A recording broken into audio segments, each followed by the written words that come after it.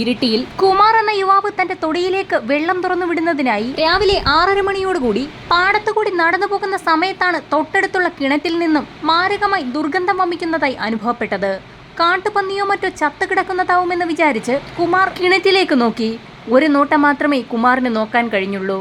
ഒരു സ്ത്രീയുടെ ശവശരീരം കിണറ്റിൽ പൊങ്ങിക്കിടക്കുന്നു. ഞെട്ടിക്കുന്ന കാഴ്ച കണ്ട് നിലവിളിച്ചോടിയ കുമാർ തൊട്ടടുത്ത പറമ്പിൽ ജോലി ചെയ്തുകൊണ്ടിരുന്ന ആളുകളെയും പ്രദേശവാസികളെയും വിവരമറിയിച്ചു. അങ്ങനെ ഏകദേശം 7 മണിയോടുകൂടി ഇരിട്ടി പോലീസ് സ്റ്റേഷനിലേക്ക് ആ ഫോൺ കോൾ എത്തി. ഇരിട്ടിയിലെ കുമാർ എന്ന വ്യക്തിയുടെ തൊടിയിലെ കിണറ്റിൽ ഒരു സ്ത്രീ മരിച്ചു കിടക്കുന്നു. വിവരമറിഞ്ഞ ഉടൻ തന്നെ പോലീസും ഫയർഫോഴ്സ് സംഘവും പ്രദേശത്തേക്ക് പുറപ്പെട്ടു. പോലീസ് സംഘം അവിടെ എത്തിയപ്പോഴേക്കും പ്രദേശം മുഴുവൻ ആളുകളെ കൊണ്ട് നിറഞ്ഞിരുന്നു.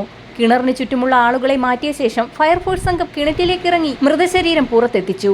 കമിഴ്ന്നു കിടക്കുന്ന രീതിയിലായിരുന്നു മൃതദേഹം. കൂട്ടത്തിൽ ഒരാൾ മൃതദേഹം മറിച്ചിട്ടതോടെ കൂടി നിന്ന പോലീസുകാരും നാട്ടുകാരും ഭയന്ന് വിറച്ച് പുറകോട്ട് മാറി. അതീവ ഭീകരമായിരുന്നു ആ കാഴ്ച.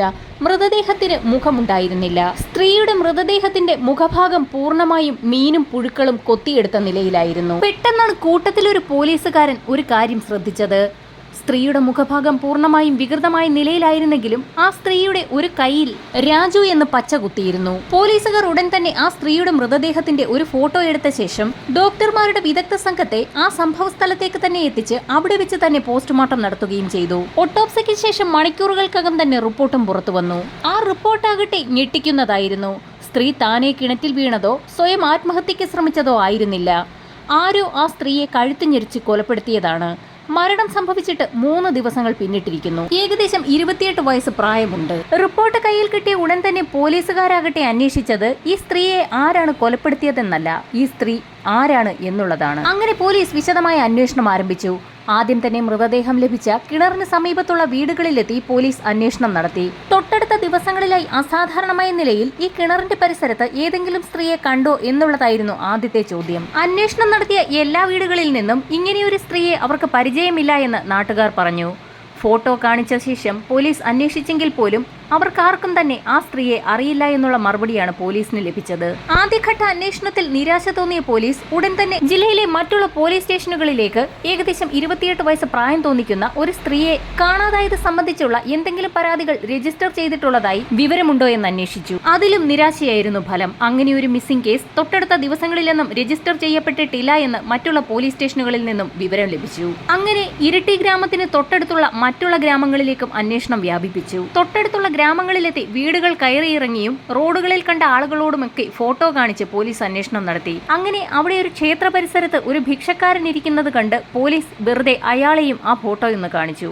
എന്നാൽ ആ ഫോട്ടോ കണ്ട ഉടനെ തന്നെ ഈ സ്ത്രീയെ തനിക്ക് പരിചയമുണ്ടെന്ന് ഭിക്ഷക്കാരൻ പറയുന്നു. പോലീസുകാർ ഫോട്ടോയിൽ കാണിച്ച സ്ത്രീ ഇടയ്ക്കിടയ്ക്ക് ആ ക്ഷേത്രത്തിൽ വരുന്നത് പതിവായിരുന്നു. അങ്ങനെ വരുമ്പോഴെല്ലാം തന്നെ ആ സ്ത്രീ തനിക്ക് ഭിക്ഷ തരാറുമുണ്ടായിരുന്നു. അങ്ങനെയാണ് അവരുടെ കയ്യിൽ രാജു എന്ന് പച്ച കുത്തിയിരിക്കുന്നത് അയാൾ ശ്രദ്ധിക്കുന്നത്. സ്ത്രീയോടൊപ്പം 2 കുട്ടികളും ക്ഷേത്രത്തിലേക്ക് വരാറുണ്ടായിരുന്നുവെന്നും അയാൾ പോലീസിന് മൊഴി നൽകി. ഭിക്ഷക്കാരനിൽ നിന്നും ഇത്രയും വിവരങ്ങൾ ലഭിച്ച പോലീസ് ഉടൻ തന്നെ ആ സ്ത്രീയുടെ ഫോട്ടോ ആ ക്ഷേത്ര പരിസരത്തും തൊട്ടടുത്തുള്ള കടകളിലുമൊക്കെ ഉള്ളവരെ കാണിച്ചു. അങ്ങനെ നടത്തിയ അന്വേഷണത്തിൽ നിന്നും സ്ത്രീയും 2 കുട്ടികളും അവിടെ തൊട്ടടുത്തൊരു വീട്ടിൽ വാടകയ്ക്ക് താമസിക്കുകയായിരുന്നു എന്നുള്ള വിവരം കൂടി പോലീസിന് ലഭിച്ചു. എന്നാൽ വീട് പൂട്ടിയ നിലയിലായിരുന്നു. ഉടൻ തന്നെ ആ വീടിന്റെ ഹൗസ് ഓണറുമായി പോലീസുകാർ ഫോണിൽ ബന്ധപ്പെടുകയും ഉടൻ തന്നെ വീടിന്റെ ഡ്യൂപ്ലിക്കേറ്റ് താക്കോലുമായി എത്തി വീട് പരിശോധന നടത്തണമെന്നും ആവശ്യപ്പെട്ടു. അയാൾ പോലീസ് പറഞ്ഞതനുസരിച്ച് താക്കോലുമായി എത്തിയ ശേഷം പോലീസിന് വീട് തുറന്നുകൊടുത്തു. അങ്ങനെ പോലീസ് വിശദമായ തിരച്ചിൽ ആരംഭിച്ചു. ഇതോടൊപ്പം തന്നെ ഹൗസ് ഓണറെയും ചോദ്യം ചെയ്തു. അയാളെ ചോദ്യം ചെയ്തതിൽ നിന്നും ഈ സ്ത്രീയുടെ പേര് ശോഭ എന്നാണെന്നും ഈ വീട്ടിൽ താമസിക്കാൻ വരുമ്പോൾ ഇവരോടൊപ്പം ഇവരുടെ 6 വയസ്സുള്ള മകനും 3 വയസ്സുള്ള ഒരു മകളും 40 വയസ്സുള്ള ഇവരുടെ ഏട്ടൻ മഞ്ജുനാഥും ഉണ്ടായിരുന്നു എന്നാണ്. താമസിക്കാൻ വരുന്ന സമയത്ത് ഹൗസ് ഓണറിനോട് മഞ്ജുനാഥ് എന്ന അവരുടെ ഏട്ടൻ പറഞ്ഞിരുന്നത് ശോഭയും ശോഭയുടെ ഭർത്താവ് രാജുവും കുട്ടികളും നേരത്തെ കർണാടകയിലായിരുന്നു താമസിച്ചിരുന്നത്. ഇവർ തമ്മിൽ പലപ്പോഴും വഴക്കായിരുന്നു. ഇങ്ങനെയാണ് ഒന്ന് മാറി നിൽക്കണമെന്ന് അവൾ ആവശ്യപ്പെട്ടത് പ്രകാരം ഇവളെയും കുട്ടികളെയും കൂട്ടി താൻ കേരളത്തിലേക്ക് എത്തിയതെന്നുമായിരുന്നു. ഇത്രയും പറഞ്ഞ ശേഷം മഞ്ജുനാഥ് 2 മാസത്തെ വാടക തുക അഡ്വാൻസായി ഹൗസ് ഓണർക്ക് നൽകുകയും ചെയ്തു. ഒപ്പം അയാൾ തന്റെ ഫോൺ നമ്പറും നൽകിയിരുന്നു. അയാളും കർണാടകത്തിലാണ് താമസമെന്നും എന്തെങ്കിലും പൈസയുടെ ആവശ്യം വന്നാൽ അയാളെ ഈ ഫോൺ നമ്പറിൽ ബന്ധപ്പെടണമെന്നും അറിയിച്ചു. വാടക നൽകാൻ സമയമാകുമ്പോൾ ഹൗസ് ഓണർ പറയുന്നത് പ്രകാരം എല്ലാ മാസവും കൃത്യമായി മഞ്ജുനാഥ് ഹൗസ് ഓണറിന്റെ ബാങ്ക് അക്കൗണ്ടുകളിലേക്ക് വാടക നൽകുന്നത് പതിവായിരുന്നു. അങ്ങനെ മാസങ്ങൾ കടന്നുപോയി. പതുക്കെ അക്കൗണ്ടിലേക്ക് വാടക എത്താതെയായി. ഹൗസ് ഓണർ മഞ്ജുനാഥിന്റെ ഫോൺ നമ്പറിലേക്ക് വിളിച്ചെങ്കിലും അയാളെ കിട്ടുന്നുണ്ടായിരുന്നില്ല. വാടക ലഭിക്കാതെയായതോടെ വിവരം ശോഭയെ അറിയിക്കുകയും തന്റെ വാടക കൃത്യമായി തരണമെന്നും ആവശ്യപ്പെട്ടു. എന്നാൽ ശോഭയ്ക്ക് പണം അയച്ചു തരുന്നത് മഞ്ജുനാഥിന്റെ ഭാര്യയ്ക്ക് ഇഷ്ടമല്ലാത്തതിനാലാണ് അയാൾ ഇപ്പോൾ വാടക തരാത്തതെന്നായിരുന്നു ശോഭ ഹൗസ് ഓണറിനെ അറിയിച്ചത്. തുടർന്നും വാടക കിട്ടാതായതോടെ ഹൗസ് ഓണർ ശോഭ മരിക്കുന്നതിന് ഏകദേശം 20 ദിവസങ്ങൾക്ക് മുൻപ് ശോഭയ്ക്ക് വാടകയ്ക്ക് നൽകിയ വീട്ടിലെത്തി ബഹളം വെച്ചു. അവരുടെ സാധനങ്ങളെല്ലാം എടുത്ത് പുറത്തിടാനും ആരംഭിച്ചു. എത്രയും വേഗം വീടൊഴിഞ്ഞു തരണമെന്നും ആവശ്യപ്പെട്ടപ്പോൾ ശോഭ ഒരു ദിവസത്തെ അവധി കൂടി ഹൗസ് ഓണറിനോട് ആവശ്യപ്പെട്ടു. വാടക പൂർണ്ണമായും തീർത്തു തരാമെന്നും അവർ പറഞ്ഞ കാര്യങ്ങൾ ഉൾപ്പെടെ എല്ലാ കാര്യവും ഹൗസ് ഓണർ പോലീസിനോട് വിശദീകരിച്ചു. അങ്ങനെ പോലീസുകാർ ഹൗസ് ഓണറിന്റെ കയ്യിൽ നിന്നും മഞ്ജുനാഥിന്റെ മൊബൈൽ നമ്പർ എഴുതി വാങ്ങിക്കുകയും വാടക വീട്ടിലെ പരിശോധന തുടരുകയും ചെയ്തു. അങ്ങനെ പരിശോധനകൾക്കിടയിലാണ് വാടക വീടിന്റെ ഭിത്തിയിൽ തൂക്കിയിട്ടിരിക്കുന്ന ഒരു ഫോട്ടോ പോലീസുകാരുടെ ശ്രദ്ധയിൽപ്പെട്ടത്. ആ ഫോട്ടോയിൽ ശോഭയും അവരുടെ 2 കുട്ടികളും കൂടെ ഒരു ചെറുപ്പക്കാരനും ഉണ്ടായിരുന്നു. അത് ശോഭയുടെ ഭർത്താവ് രാജുവാണെന്ന് പോലീസ് ഉറപ്പിച്ചു. തുടർന്ന് ഈ ഫോട്ടോയുമായി തൊട്ടടുത്തുള്ള പ്രദേശങ്ങളിലും വീടുകളിലും കയറിയിറങ്ങി അവരോടൊക്കെ തന്നെ ഈ ഫോട്ടോയിലുള്ള ആളെ ഇതിനു മുൻപ് ഈ വീട്ടിലേക്ക് എത്തുന്നതായി നിങ്ങൾ കണ്ടിട്ടുണ്ടോ എന്ന് അന്വേഷിച്ചു. എന്നാൽ അവിടെയുള്ളവരും ഹൗസ് ഓണർ വരെയും പറഞ്ഞത് ഇങ്ങനെ ഒരാൾ ഇതുവരെ ഈ വീട്ടിലേക്ക് വന്നിട്ടേയില്ല എന്നായിരുന്നു. അങ്ങനെ ഹൗസ് ഓണർ നൽകിയ മൊബൈൽ നമ്പറിൽ നിന്നും പോലീസുകാർ മഞ്ജുനാഥിനെ വിളിക്കുകയും അതുവരെ സംഭവിച്ച കാര്യങ്ങളൊക്കെ തന്നെ അയാളോട് സംസാരിക്കുകയും ചെയ്തു. എന്നാൽ അയാൾ പറഞ്ഞ മറുപടിയാകട്ടെ രാജു എന്നത് ശോഭയുടെ ഭർത്താവ് തന്നെയാണെന്നും ഒരുപക്ഷെ അയാൾ തന്നെയാവും ശോഭയെ കൊലപ്പെടുത്തിയ ശേഷം കുട്ടികളെയും കൊണ്ട് കടന്നു കളഞ്ഞതെന്നുമായിരുന്നു. രാജുവാണ് ശോഭയെ കൊലപ്പെടുത്തിയതെന്ന് എന്തടിസ്ഥാനത്തിലാണ് താങ്കൾ പറയുന്നതെന്ന് പോലീസുകാർ മഞ്ജുനാഥിനോട് ചോദിച്ചു. രാജു ഒരു മദ്യപാനിയും വീട് നോക്കാത്ത ആളാണെന്നും നേരത്തെ ഇവർ കർണാടകയിൽ ഒരുമിച്ച് താമസിക്കുന്ന സമയത്ത് തന്നെ രാജു സ്ഥിരമായി മദ്യപിച്ച് വീട്ടിലെത്തി ശോഭയുമായി വഴക്കുണ്ടാകാറുണ്ടെന്നും വഴക്കിന് ശേഷം പിണങ്ങിപ്പോകുന്ന രാജു 7-8 ദിവസങ്ങൾക്ക് ശേഷമാണ് തിരികെ മടങ്ങിയെത്താറുള്ളതെന്നും അയാൾ പറഞ്ഞു. അങ്ങനെ രാജുവിന്റെ ഉപദ്രവം സഹിക്കവയ്യാതെയാണ് ശോഭയുടെ ആവശ്യപ്രകാരം ശോഭയെയും കുട്ടികളെയും കൊണ്ട് താൻ കേരളത്തിലെത്തി ഇവിടെ ഒരു വീട് വാടകയ്ക്കെടുത്ത് അവരെ ഇവിടെ താമസിപ്പിച്ചതെന്നും അയാൾ വ്യക്തമാക്കി. എന്നാൽ ശോഭയെയും കുട്ടികളെയും കാണാതായതോടെ അവർ എവിടെയാണെന്ന് പറഞ്ഞു തരണമെന്ന് ആവശ്യപ്പെട്ടുകൊണ്ട് രാജു മഞ്ജുനാഥിനെ സമീപിച്ചിരുന്നു. അവരെവിടെയാണെന്ന് പറഞ്ഞുകൊടുത്താൽ അയാൾ അവിടെയും എത്തി അവരെ ഉപദ്രവിക്കുമെന്ന് ഉറപ്പുള്ളതിനാൽ മഞ്ജുനാഥ് രാജുവിനോട് അവരുള്ള സ്ഥലം പറഞ്ഞു കൊടുത്തിരുന്നില്ല. അങ്ങനെ ഏതാനും ദിവസങ്ങൾക്ക് ശേഷം വീണ്ടും രാജു മഞ്ജുനാഥിനെ കാണാനെത്തി. താൻ ഒരുപാട് മാറിപ്പോയെന്നും തനിക്ക് തന്റെ ഭാര്യയും കുട്ടികളുമില്ലാതെ ഇനി ജീവിക്കാനാവുകയില്ല എന്നും അതുകൊണ്ട് തന്നെ എത്രയും വേഗം അവരുടെ അടുത്ത് എത്തിക്കണമെന്നും അയാൾ മഞ്ജുനാഥിനോട് ആവശ്യപ്പെട്ടു. അയാൾ മാറിയിട്ടുണ്ടാകുമെന്ന് കരുതി മഞ്ജുനാഥ് രാജുവിനെയും കൂട്ടി കേരളത്തിലേക്ക് എത്തിയിരുന്നു. എന്നാൽ കേരളത്തിലെ വാടക വീട്ടിലെത്തിയ രാജുവിനെ കണ്ട് രാജുവിന്റെ ഭാര്യ ശോഭ ഉറക്കെ നിലവിളിക്കുകയും കയർത്ത് സംസാരിക്കുകയും രാജുവിന്റെ മുഖത്ത് പൊതിരെ തല്ലുകയും ചെയ്തു. എന്നാൽ ദേഷ്യം വന്ന രാജു തനിക്ക് തന്റെ മക്കളെ വേണമെന്നും ശോഭയെ ഇല്ലാതാക്കിയിട്ടാണെങ്കിലും തന്റെ മക്കളെയും കൊണ്ട് ഇവിടെ നിന്നും പോകുമെന്നും ഒരു വെല്ലുവിളി നടത്തി. ഈ കാര്യങ്ങളും മഞ്ജുനാഥ് പോലീസിനോട് വ്യക്തമാക്കി. ഇത്രയും കാര്യങ്ങൾ മഞ്ജുനാഥിൽ നിന്നും അറിഞ്ഞ പോലീസ് രാജുവിനെ തേടി കർണാടകത്തിലെ ടുംകൂറിലേക്ക് യാത്ര തിരിച്ചു.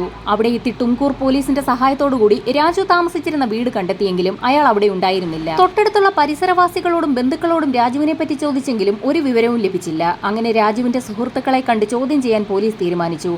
സുഹൃത്തുക്കളെ കണ്ട് ചോദ്യം ചെയ്തതിൽ നിന്നും ചില വിവരങ്ങൾ പോലീസിന് ലഭിച്ചു. കൂട്ടത്തിൽ രാജുവിന്റെ ഉറ്റ സുഹൃത്തായ ഒരാൾ ചില കാര്യങ്ങൾ പോലീസിനോട് പറഞ്ഞു. രാജുവിന്റെ ഭാര്യ ശോഭയ്ക്ക് ഒരു രഹസ്യ ബന്ധമുണ്ടായിരുന്നു. രാജു പുറത്തേക്ക് പോകുന്ന സമയത്തെല്ലാം ഏകദേശം 45 വയസ്സ് തോന്നിക്കുന്ന അയാൾ ഓട്ടോയിൽ ഇവിടേക്ക് എത്തും. പലപ്പോഴും അയാളെ താൻ നേരിൽ കണ്ടിട്ടുണ്ടെന്നും ആ സുഹൃത്ത് പറഞ്ഞു. ഇത് പതിവായതോടെ ഇക്കാര്യം രാജുവിനെ അറിയിച്ചെങ്കിലും ആദ്യഘട്ടത്തിലൊന്നും തന്നെ അയാൾ ശോഭയെ സംശയിച്ചിരുന്നില്ല.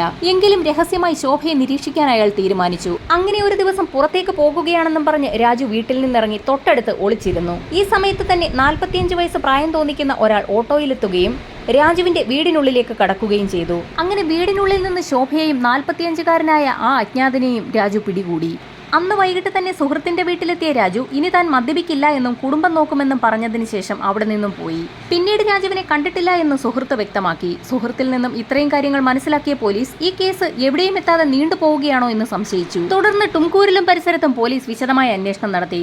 രാജുവിനും ഒരുപക്ഷെ എന്തെങ്കിലും സംഭവിച്ചു കാണുമോ എന്ന് പോലും പോലീസ് സംശയിച്ചു. കുറെ നാളുകളായി രാജുവിനെ ആരും തന്നെ കണ്ടിരുന്നില്ല. അതുകൊണ്ട് തന്നെ അജ്ഞാതമായി കൊല്ലപ്പെട്ട നിലയിൽ ആരുടെയെങ്കിലും മൃതദേഹം എവിടെ നിന്നെങ്കിലും ലഭിക്കുന്നുണ്ടോ എന്നുള്ള വിവരം അറിയിക്കണമെന്ന് കേരള പോലീസ് കർണാടക പോലീസിന് നിർദ്ദേശം നൽകി.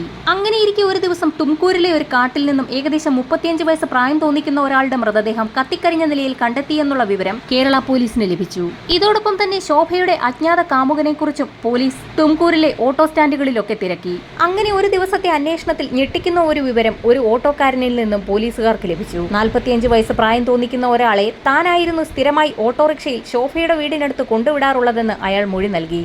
എന്നാൽ അയാളുടെ പേര് കേട്ട പോലീസ് അക്ഷരാർത്ഥത്തിൽ നടുങ്ങിപ്പോയി. അതെ, മഞ്ജുനാഥ് എന്നായിരുന്നു ആ പേര്. ശോഭയുടെ ഏട്ടനെന്ന് പോലീസുകാർക്ക് സ്വയം പരിചയപ്പെടുത്തി കൊടുത്ത മഞ്ജുനാഥിനെയായിരുന്നു ഓട്ടോക്കാരൻ സ്ഥിരമായി അവിടെ കൊണ്ടുവിട്ടുകൊണ്ടിരുന്നത്. ഇതോടൊപ്പം തന്നെ മറ്റൊരു കാര്യം കൂടി ആ ഓട്ടോ ഡ്രൈവർ പറഞ്ഞു. ഒരു ദിവസം തന്റെ ഓട്ടോ എന്ന് വേണമെന്ന് പറഞ്ഞ് മഞ്ജുനാഥ് ഓട്ടോറിക്ഷ വാങ്ങിക്കൊണ്ടുപോവുകയും പിറ്റേ ദിവസം വളരെ നല്ലതായി കഴുകി വൃത്തിയാക്കിയ നിലയിൽ ആ ഓട്ടോ തിരികെ കൊണ്ട് കൊടുക്കുകയും ചെയ്തിരുന്നു എന്ന്. വേസ്റ്റ് വെള്ളം ഓട്ടോയിൽ വീണതുകൊണ്ടാണ് അത് കഴുകി വൃത്തിയാക്കിയതെന്നായിരുന്നു അന്ന് മഞ്ജുനാഥ് അയാളോട് പറഞ്ഞിരുന്നത്. ഇതിൽ നിന്നെല്ലാം പോലീസിന് മനസ്സിലായി എല്ലാത്തിന്റെയും ഉത്തരവാദി മഞ്ജുനാഥ് തന്നെയാണെന്ന്. അങ്ങനെ അറിഞ്ഞ സത്യങ്ങളെല്ലാം മറച്ചുവെച്ചുകൊണ്ട് പോലീസ് രഹസ്യമായി മഞ്ജുനാഥിന്റെ വീട്ടിലെത്തി അയാളെ അറസ്റ്റ് ചെയ്ത് പോലീസ് സ്റ്റേഷനിലേക്ക് കൊണ്ടുപോയി ചോദ്യം ചെയ്യൽ ആരംഭിച്ചു. ആദ്യഘട്ടത്തിലൊന്നും മഞ്ജുനാഥിന്റെ വായിൽ നിന്നും ഒന്നും വീണില്ല. പിന്നീട് പോലീസ് മുറിയിൽ ചോദ്യം ചെയ്യൽ ആരംഭിച്ചതോടുകൂടി മഞ്ജുനാഥ് പലതും പറഞ്ഞു തുടങ്ങി. ശോഭയുടെയും മഞ്ജുനാഥിന്റെയും രഹസ്യബന്ധം പറഞ്ഞ രാജുവിനെ വകവരുത്താൻ ഇരുവരും കൂടി ചേർന്ന് തീരുമാനിക്കുന്നു. അങ്ങനെ ഒരു ദിവസം വൈകുന്നേരം തനിക്ക് ശക്തമായ വയറുവേദന എടുക്കുന്നെന്നും ഉടൻ തന്നെ ഹോസ്പിറ്റലിൽ എത്തിക്കണമെന്നും ശോഭ രാജുവിനോട് ആവശ്യപ്പെട്ടു. വയറുവേദന കൊണ്ട് പുളയുന്ന ശോഭയെ എങ്ങനെയും ആശുപത്രിയിൽ എത്തിക്കാൻ രാജു തീരുമാനിച്ചു. ഒരു വണ്ടി വിളിക്കുന്നതിനായി വീട്ടിൽ നിന്നും രാജു ഓടി പുറത്തേക്കിറങ്ങി. ഈ സമയത്ത് എല്ലാ കാര്യങ്ങളും മുൻകൂട്ടി തീരുമാനിച്ചുകൊണ്ട് മഞ്ജുനാഥ് ഓട്ടോയുമായി വീടിന്റെ വെളിയിൽ കാത്തുകിടക്കുന്നുണ്ടായിരുന്നു. ഓട്ടോ ഡ്രൈവർ ആരാണെന്ന് പോലും നോക്കാതെ രാജു ഉടൻ തന്നെ ശോഭയെടുത്ത് ആ ഓട്ടോയിലേക്ക് കയറ്റി ഒരാശുപത്രിയിലേക്ക് കൊണ്ടുവിടാൻ ആവശ്യപ്പെട്ടു. അങ്ങനെ അവർ യാത്ര തുടങ്ങി. ഓട്ടോയിലിരുന്ന് ഉറക്കെ നിലവിളിച്ചു കരയുന്ന ശോഭയെ മാത്രമായിരുന്നു രാജു ശ്രദ്ധിച്ചത്. കുറെ നേരത്തിന് ശേഷം രാജു പുറത്തേക്ക് നോക്കിയപ്പോൾ ഏതോ ഒരു കൊടുങ്കാട്ടിലേക്ക് എത്തിയതായിട്ടാണ് മനസ്സിലായത്. ഇതെവിടേക്കാണ് നിങ്ങൾ പോകുന്നത് എന്ന് ഓട്ടോക്കാരനോട് ചോദിച്ചത് ഉടനെ ഓട്ടോക്കാരൻ ഓട്ടോ നിർത്തി. എന്നിട്ട് പുറത്തേക്കിറങ്ങി. രാജു കണ്ടതാകട്ടെ ഞെട്ടിക്കുന്ന കാഴ്ച. അത് മഞ്ജുനാഥ് ആയിരുന്നു. ഉടൻ തന്നെ രാജു ചാടി പുറത്തിറങ്ങിയ രാജുവിനെ മഞ്ജുനാഥ് അടിച്ചു വീഴ്ത്തി. ശേഷം ഓട്ടോയിൽ നിന്നൊരു കയറെടുത്ത് രാജുവിന്റെ കഴുത്തിൽ മുറുക്കി തുടങ്ങി. ശക്തമായ വയറുവേദനയാണെന്ന് പറഞ്ഞ ശോഭയും ഉടൻ തന്നെ ഒരു കൂസലുമില്ലാതെ ഓട്ടോയ്ക്ക് പുറത്തേക്ക് വന്നു. അങ്ങനെ ഇരുവരും ചേർന്ന് കയർ കഴുത്തിൽ മുറുക്കി രാജുവിനെ കൊലപ്പെടുത്തി. ശേഷം ശോഭ ഓട്ടോയിൽ നിന്നും പെട്രോൾ എടുത്തുകൊണ്ടുവന്ന് രാജുവിന്റെ ശരീരത്തിലാകെ ഒഴിച്ചു. അവർ ഇരുവരും ചേർന്ന് രാജുവിന്റെ ശരീരം കത്തിച്ചു. ഈ സംഭവത്തിന് ശേഷമായിരുന്നു മഞ്ജുനാഥ് ശോഭയെ കേരളത്തിലേക്ക് കൊണ്ടുവന്ന് അവിടെ ഒരു വാടക വീടെടുത്ത് താമസിപ്പിച്ചത്. ഇടയ്ക്കിടയ്ക്ക് മഞ്ജുനാഥ് കേരളത്തിലേക്ക് എത്തി ഇവരെ കാണുന്നത് പതിവായിരുന്നു. അങ്ങനെ കുറെ നാളുകൾക്ക് ശേഷം നിലവിൽ ഒരു ഭാര്യയും 3 മക്കളുമുള്ള മഞ്ജുനാഥ് സാമ്പത്തികമായി തകർന്നു തുടങ്ങി. ഇങ്ങനെയാണ് വാടക കൊടുക്കുന്നതും മുടങ്ങിയത്. പണം കിട്ടാതായതോടെ ശോഭ മഞ്ജുനാഥിനെ വിളിച്ച് ഭീഷണിപ്പെടുത്തി തുടങ്ങി. പണം എത്തിച്ചു നൽകിയില്ല എങ്കിൽ തങ്ങൾ തമ്മിലുള്ള ബന്ധം മഞ്ജുനാഥിന്റെ ഭാര്യയെ അറിയിക്കുമെന്ന് അവൾ പറഞ്ഞു. അങ്ങനെ ശോഭയെയും കൊലപ്പെടുത്താൻ മഞ്ജുനാഥ് തീരുമാനിച്ചു. മറ്റാരുടെയും ശ്രദ്ധയിൽപ്പെടാതെ മഞ്ജുനാഥ് കേരളത്തിലേക്ക് എത്തി. സംശയമൊന്നും തോന്നാത്ത വിധത്തിൽ ആ വീട്ടിൽ കയറിക്കൂടി ശോഭയുമായി സംസാരിക്കുകയും രാത്രി ശോഭ ഉറങ്ങിയതിനു ശേഷം അവരുടെ സാരി കൊണ്ട് തന്നെ കഴുത്തിൽ കുരുക്കിട്ട് ശോഭയെ കൊലപ്പെടുത്തുകയും ചെയ്തു. കർണാടകയിൽ നിന്ന് കണ്ണൂരിലേക്കുള്ള യാത്രയിൽ സ്ഥിരമായി താൻ കാണാറുണ്ടായിരുന്ന ആ കിണറ്റിൽ ശോഭയുടെ ശരീരം കൊണ്ടിട്ടു. പിന്നീട് പോലീസിന്റെ മുൻപിൽ ഉയർന്നു വന്ന ആ വലിയ ചോദ്യം ആ 2 കുട്ടികൾ എവിടെ എന്നുള്ളതായിരുന്നു. ആ 2 കുട്ടികളെയും താൻ ഇല്ലാതാക്കിയോ എന്ന് പോലീസുകാർ മഞ്ജുനാഥിനോട് ചോദിച്ചു. മഞ്ജുനാഥ് ഇതിന് മറുപടിയായി പറഞ്ഞത് ആ 2 കുട്ടികളെയും ഇല്ലാതാക്കാൻ തനിക്ക് തോന്നിയില്ല എന്നും ആ 2 കുട്ടികളെയും കൂട്ടി ട്രെയിനിൽ കയറി മുംബൈക്ക് ടിക്കറ്റ് എടുക്കുകയും അവരെ ബർത്തിലിരുത്തിയ ശേഷം താൻ മറ്റൊരു സ്റ്റേഷനിൽ ഇറങ്ങിപ്പോവുകയും ചെയ്തു എന്നായിരുന്നു. ഉടൻ തന്നെ ആ 2 കുട്ടികളെയും പറ്റി അന്വേഷണം ആരംഭിച്ച പോലീസിന് ലഭിച്ച വിവരം ട്രെയിനിൽ മുംബൈയിലെത്തി അലഞ്ഞുതിരിഞ്ഞ കുട്ടികളെ ആരൊക്കെയോ ചേർന്ന് കുട്ടികളെ നോക്കുന്ന ഒരു കേന്ദ്രത്തിലാക്കി എന്നായിരുന്നു. ഉടൻ തന്നെ കർണാടക പോലീസിനെ വിവരമറിയിക്കുകയും കർണാടക പോലീസ് മുംബൈയിലെത്തി കുട്ടികളെ കർണാടകത്തിലെ കുട്ടികളെ നോക്കുന്ന ഒരു കേന്ദ്രത്തിലേക്ക് മാറ്റുകയും ചെയ്തു. അങ്ങനെ കേരളത്തെ നടുക്കിയ ശോഭ രാജു കൊലക്കേസിന്റെ അഴിയാത്ത ചുരുൾ കേരള പോലീസ് അഴിച്ചു.